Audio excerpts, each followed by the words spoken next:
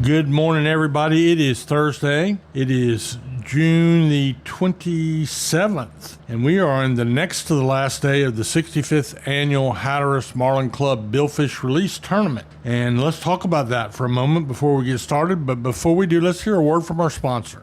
Boasting phenomenal seafood dishes, a great menu, and waterfront views with deck seating, Striper's Bar and Grill at the Shallowbag Bay Marina in Manio serves a casual, fun-filled dining experience with an Outer Banks flair. With 3 floors to choose from, you're bound to find the perfect seat for you and yours while enjoying great food and fantastic drinks. To see our menu and to catch a glimpse of the beautiful views, go online to stripersbarandgrill.com. Striper's Bar and Grill at the Shallowbag Bay Marina in Manio, where everyone's a VIP.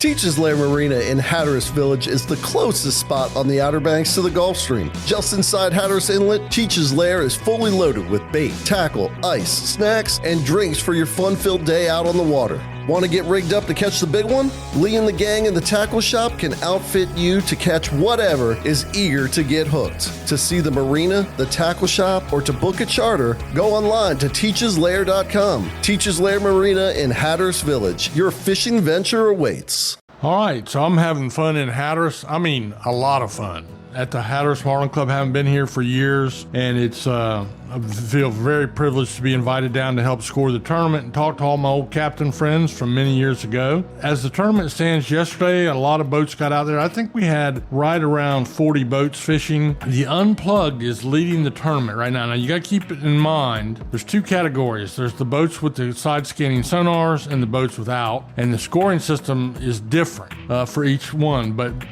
basically you get extra points with no sonar. But here's the way the points shook out. The Unplugged is in first place with 2 Blue Marlin and 960 points. Second place is the Dock Fees. They also had 2 Blue Marlin with 840 points, which tells me their fish must have been with a sonar because they got a few less points. And then the Diamond Girl, and on that boat, by the way, is my old friend Kenny Peckrin, and they have 1 Blue Marlin, 1 White Marlin, and 2 Sailfish to accumulate their 840 points. So in points, they're tied with the second place boat, and that's it again. So the Unplugged, the Dock Fees, and the Diamond Girl. That's what's going on with the tournament boats. In the charter boat area, good dolphin fishing yesterday. I know that Barry Peel ended up catching a good catch of dolphin, as many as he wanted, or mahi on the Native Sun. There's also a few blackfin tuna, scattered billfish. I only saw or heard of a couple of wahoo yesterday, but they've been doing pretty good with that. And then last night I had the pleasure of talking with Patrick Caton, son of my old friend Rick Caton. Rick and Patrick both are longtime charter boat captains with their boats down here in Hatteras. He said it was a little bit slow for that intermediate stuff. In other words, from the Gulf Stream to the beach. Bottom fishing is mostly what they like to do and what they're doing for beeliner snappers and sea bass, triggerfish, and tilefish, maybe occasionally an amberjack. But it got a little scrappy. They had a spell of real cold water, which shut things down a little bit, so they're catching a few kings. They're even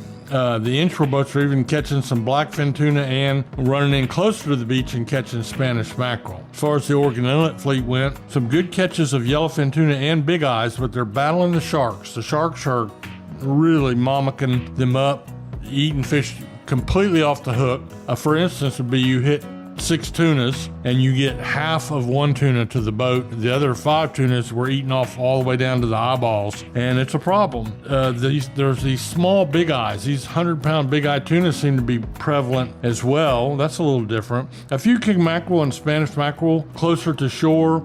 Quite a bit of tile fishing going on. That's an alternative. Well, not always. Some days they just stop because they can quickly get some of the best eating fish that swim in the sea, as most of those ones down on the bottom in the cooler water are, like your tilefish, triggerfish, snapper, grouper, sea bass, things like that. A few amberjacks also for the guys. I noticed yesterday it seems like in the Oregon Inlet fleet there's more and more of that going on around the towers and things of that nature. Surf and pier fishing is holding its own. The key thing right now is the great sheephead fishing, thanks to Tony Lombardi from WalkingAngler.com. Good place to go for if you want to find out anything about places you can fish without a boat. But around the pier pilings, around the Bonner Bridge, the old Bonner Bridge pier on the south side of Oregon Inlet. Great thing that they made that, left that. A little bit of structure is where you're going to find your sheephead. And like I said yesterday, take a shovel with you if you're in your boat, because you can reach over to the pilings and knock the barnacles loose, and that will really increase the amount of bites you get. Now, some of our tackle shops are selling live fiddler crabs, or you can go get your own around the marsh shore. Sand fleas are good, but that fishing has been really good, along with some sea mullet, a few spot and croaker, occasionally a pompano, and then there's the old speckled trout and puppy drum in the catches as well. Now, I'm going to take a little break, and I'll be right back to tell you all about what's going on in the Sound. Real. That's the first word that comes to mind when I think about Outland Seafood in Mans Harbor. Yeah, they're the first and last place you see coming to and leaving the Outer Banks on Highway 64 in Dare County, but they're also real when it comes to fresh local seafood.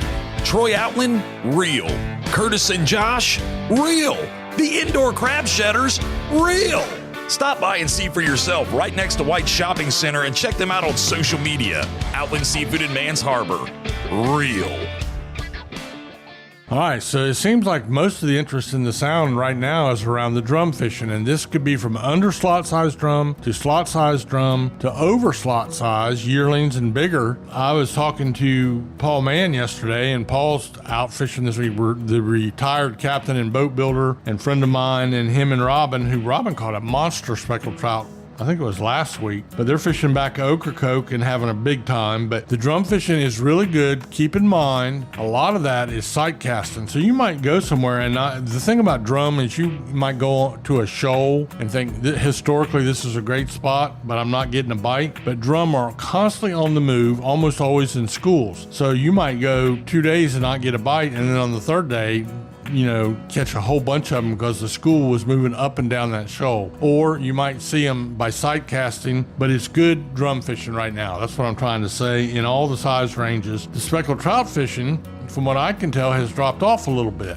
But, it's been really, really good. And the quality, the size of the fish is still very, very good. And then I was talking to Patrick Caton, and Patrick was telling me there's plenty of bluefish back in the Sound. Mostly they're the 4-pounders. So that's bigger than the Taylor blues, smaller than the big blues, but a great eating size, a fun fish to catch. And back of Hatteras, it sounds like there's good numbers of them too. So all kinds of things in the catches. We will be back tomorrow, and I'll bring you up to date on our standings for the Hatteras Marlin Club tournament. Having a great time in Hatteras. If you're at the Marlin Club, stop by and say hello, and have a great day.